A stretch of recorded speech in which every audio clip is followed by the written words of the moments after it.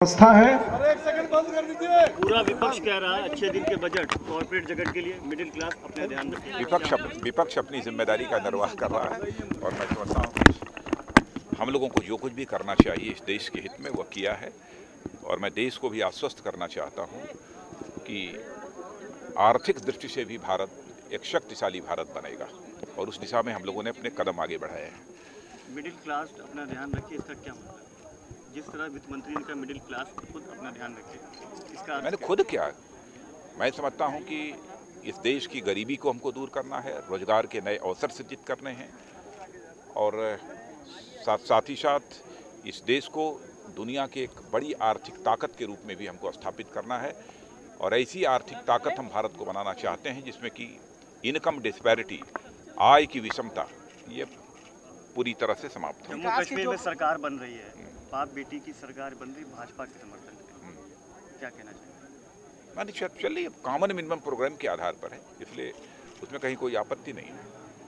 माने मैं समझता हूँ कि आइडियोलॉजिकल डिफरेंसेस हैं, विचारधारा पर जो है मतभेद है, लेकिन फिर भी न्यूनतम साझा कार्यक्रम कॉमन मिनिमम प्रोग्राम के आधार पर सरकार बनाने का फैसला किया है। क्योंकि जब खंडित जनादेश मिला है तो स्वाभाविक है कि उस राज्य की जनता की अपेक्षा भी है कि कोई ना कोई सरकार बननी चाहिए। 370 साइड में रहेगा, धारा 370 साइड नहीं, धार साइड करने का कोई सवाल नहीं। उस पर स्पष्ट रूप से कॉमन मिनिमम प्रोग्राम में हम लोगों ने इसकी चर्चा की है, किस पर हमारी डिफरेंस ऑफ ओपिनियन है। हमारा जो पहले का स्टैंड था वो आज भी हमारा स्टैंड कायम है। रूप से कभी कमल खिलेगा जम्मू कश्मीर में? क्या उसकी दिशा में? अब आपने देखा कि अब काफी हद तक खिल गया है, आगे और खिलेगा। लेकिन इंडिया का क्या हुआ? लेकिन इंडिया का क्या हुआ?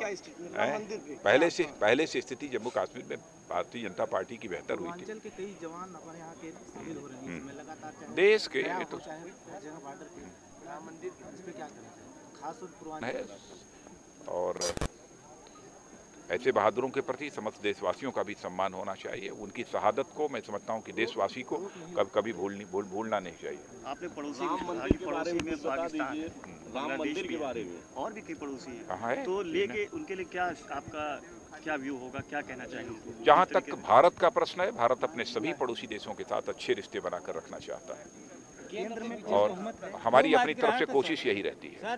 लेकिन भारत की सीमाओं का यदि कोई अतिक्रमण करेगा तो स्वाभाविक रूप से हमें भारत की सीमाओं की रक्षा के लिए अपनी तरफ से प्रयत्न करना होगा। भूमि अधिग्रहण बिल का क्यों संशोधन करना पड़ा सरकार को?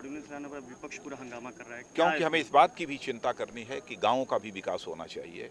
गाँव में कब सिंचाई परियोजनाएं स्थापित हो सकें, ग्रामीण क्षेत्रों में सिंचाई व्यवस्था के लिए, और साथ ही साथ सड़कें बन सकें, स्कूल बन सकें, कॉलेजेज बन सकें।